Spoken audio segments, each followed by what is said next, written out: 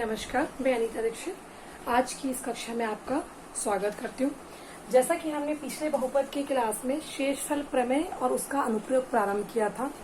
शेषफल प्रमेय का कंसेप्ट मैंने बताया था और उसके बाद हमने शेषफल प्रमेय से संबंधित एक प्रश्न भी हल किया था। शेषफल प्रमेय से संबंधित आप अपनी किताब में 10वीं का जो सीजी बोर्ड का सिलेबस है, आप उसमें प्रश्नों का प्रकार देखेंगे तो अक्सर दो टाइप के प्रश्न हैं। एक, सीधा कोई भी बहुपद दिया हुआ है और भाजक दिया है कि इसको इससे भाग करने पर कितना शेषफल आता है वो बताइए बिना भाग दिए, तो हम वहां पे सीधा शेषफल प्रमेय का प्रयोग कर लेते हैं। और एक थोड़ा सा अलग टाइप का क्वेश्चन है जो डिपेंडिंग है, मतलब एक में दो बहुपद, उसमें दो भाजक का उसमें जिक्र किया है और वहां से शेषफल निकालना है। तो उसके पहले मैं थोड़ा सा आपको शेषफल प्रमेय याद दिला देती हूँ।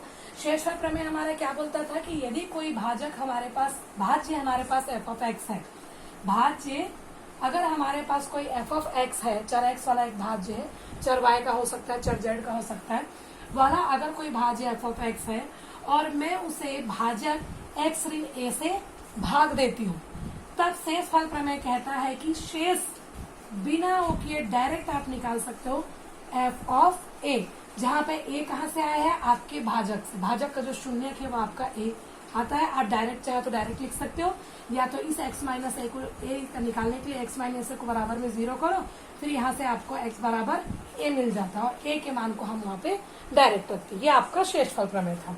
तो चलिए हम आज शेषफल प्रमेय से रिलेटेड जो दूसरे टाइप का प्रश्न है, जो आपकी बुक का है, प्रश्नावली का है और परीक्षा की दृष्टिकोण से भी बहुत महत्वपूर्ण है, हम उस टाइप के प्रश्नों को आज करते हैं। प्रश्न मैंने यहाँ पे लिख के रखा हुआ है कि जब किसी बहुपद एफ एक्स, बहुपद एक्चुअल में क्या है नहीं दिया है, सिर्फ एक संकेत दिया है एफ एक्स, जब किसी बहुपद एफ एक्स को एक्स के वर्ग ऋण 4 से भाग दिया जाता है तब शेष जो है 5x धन 6 आता है। यहाँ एक बात बताया है कि एफ एक्स को एक्स के वर्ग ऋण 4 से जब हम भाग दे रहे हैं तो शेष जो है 5x धन 6 आता है। स्टेटमेंट बताया। फिर और क्या बोल रहे हैं, इसी बहुपद को, इसी मतलब एफ एक्स को, इसी बहुपद को फिर जब एक्स ऋण 2 से भाग देते हैं तब आप बताइए कि शेष क्या आएगा। मतलब प्रश्न में बोल रहा है कि एक बहुपद है और उसको जब हम एक्स स्क्वायर ऋण 4 से, मतलब एक्स का घात 2 ऋण 4 से जब हम भाग दे रहे हैं तो शेष 5x धन 6 आ रहा है। अब आप बताइए कि इसी बहुपद को अगर हम एक्स ऋण 2 से भाग दें तो फिर कितना शेषफल आएगा। अब यहाँ हमारे पास बहुपद भी नहीं है और कुछ दिया भी नहीं, तो सबसे पहले हम क्या करते, चलो जब प्रश्न में कुछ समझ में ना आए तो जो जो दिया है उसको लाइन से लिखते जाइए। और आपके जो नियम आपने आज तक किए हैं, भाग विधि में आपने भाग में क्या किया, भाज्य, भाजक, भागफल और शेषफल में क्या संबंध होता है, शेषफल प्रमेय का कथन क्या कहता है, अगर ये तीनों चीजें आपके दिमाग में है तो आपको ऑटोमेटिक धीरे धीरे धीरे इसका सॉल्यूशन समझ में आ जाएगा। तो देखिए हम क्या करते हैं, इसका हल करने के लिए मैं लिख रही हूँ, किसी बहुपद एफ एक्स को जो दिया है उसको लिख लेते हैं। यहाँ भाज्य बराबर क्या है, एफ एक्स दिया है, भाजक क्या दिया उसको भी लिख लेते हैं, एक्स के वर्ग ऋण 4 से भाग दे देते हैं, एक्स का वर्ग ऋण 4 आ गया है। उसके बाद क्या बोल रहा है, शेष, चलो शेष भी दिया है, भागफल दिया है कि नहीं दिया, चलो पहले भागफल लिख लेते हैं। नहीं दिया है तो चलो मैं कोई संकेत मान लेती हूँ, क्यू एक्स, कुछ भी मान सकते हो आप, क्योंकि आंसर तो दिया नहीं है इसमें भागफल और ना ही मेरे पास बहुपद है कि मैं जिसको भाग करके आंसर निकालूं।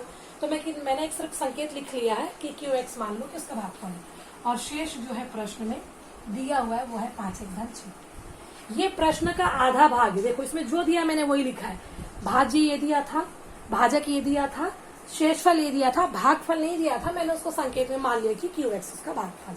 ठीक है, अब मेरे पास क्या है, इन सबको देख के तो मैं और कुछ नहीं जानती, लेकिन भाज्य, भाजक, भागफल और शेष को देख के आपको एक चीज याद आ रही होगी जो आपने छोटी कक्षा से पढ़ा है और 9वीं तक पढ़ा है। क्या पढ़ा है कि भाजक गुणित भागफल धन शेषफल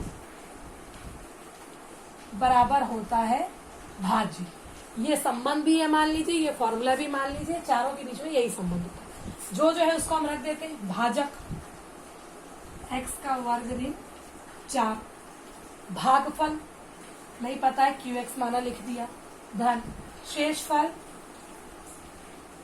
5x धन 6, भाज्य कितना है हमारा, संकेत f। अब देखिए कुछ कर सकते हैं क्या, अगर इस QX की जगह हमारे पास कोई पद होता, बहुपद होता, हम गुणा कर सकते थे, हल कर सकते थे। इस FX संकेत की जगह कोई पद होता तो हम उसको गुणा करते, भाग करते, लेकिन ये समस्या है कि इसमें नहीं है। हम इसको यहीं पे रोक देते, मान लेते कि ये हमारा समीकरण 1 है। अब आगे देखते हैं प्रश्न में क्या बोल रहा है कि इसी बहुपद को x ऋण 2 से भाग दिया जाए तो शेष ज्ञात करना है।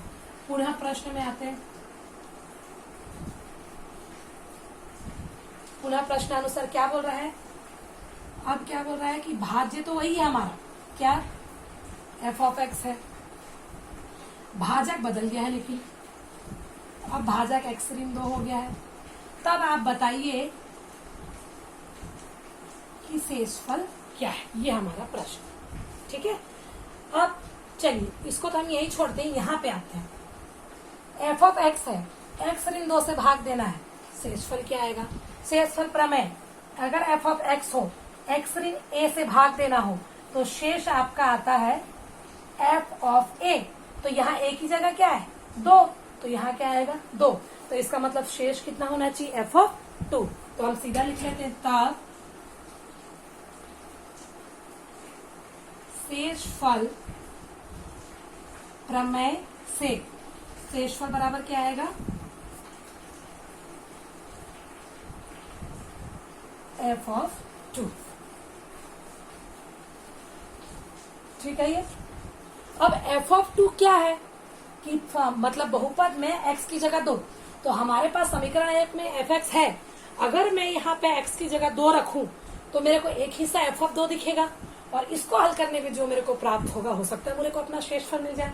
चलिए हम मान रख देते हैं x का वर्ग, x की जगह क्या है? आप 2, तो 2 का वर्ग ऋण 4 गुणा में QX धन 5x, x की जगह 2, उसके बाद धन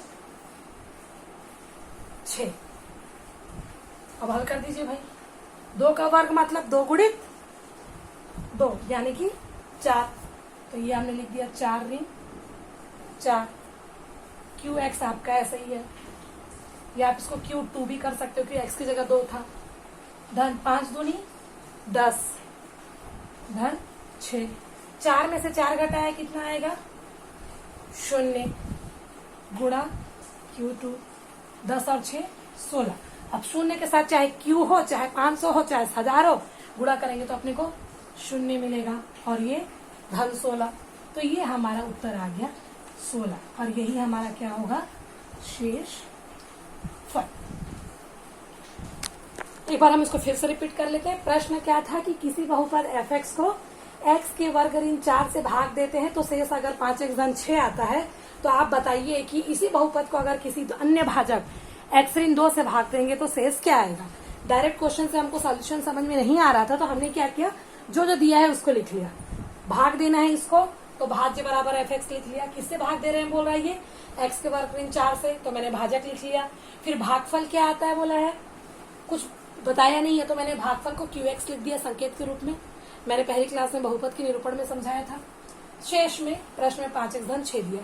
अब इसको देख के कुछ समझ नहीं आ रहा था, लेकिन ये दिख रहा था भाज्य, भाजक, भागफल, शेष, और इन चारों के बीच में एक संबंध है जो आपने 6वीं क्लास से भी पहले से, मतलब छोटी क्लासों से पढ़ा हुआ। तो मैंने उस संबंध को लिख दिया भैया कि भाजक गुणित भागफल धन शेषफल बराबर भाज्य।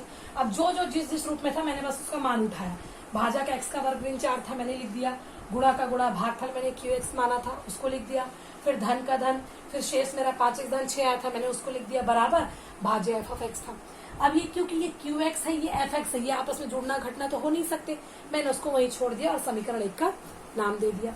अब मैं वापस आई यहाँ पे, फिर प्रश्न क्या बोल रहा है कि इसी बहुपद f(x) को x ऋण 2 से भाग देना है। तो चलो भैया f(x) को x ऋण 2 से भाग देना है, तब हमारा शेषफल क्या होगा वो पूछ रहा था। तो अब मेरे पास भाज्य आया, भाजक आया, शेषफल।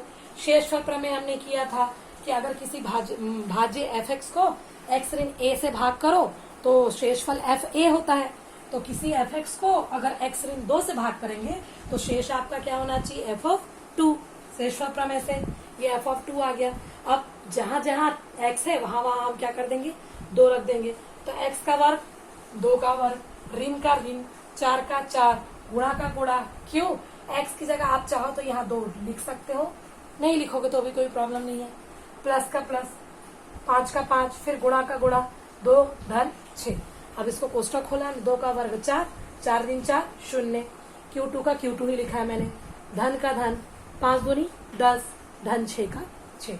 4 में से 4 घटाया 0, और 0 का गुणा मैं इससे करूंगी तो ये पूरा क्या हो गया, 0 हो गया। धन 10 और 6 को जोड़ा तो आया 16, 16 और 0 को जोड़ा तो आया 16, अर्थात इस प्रश्न का हल आपका क्या है, शेषफल जो इसने पूछा था वो 16 है। तो आपको ये समझ में आ गया होगा कि हमने किस प्रकार शेषफल का प्रमेय करके संबंधित प्रश्न को हल किया।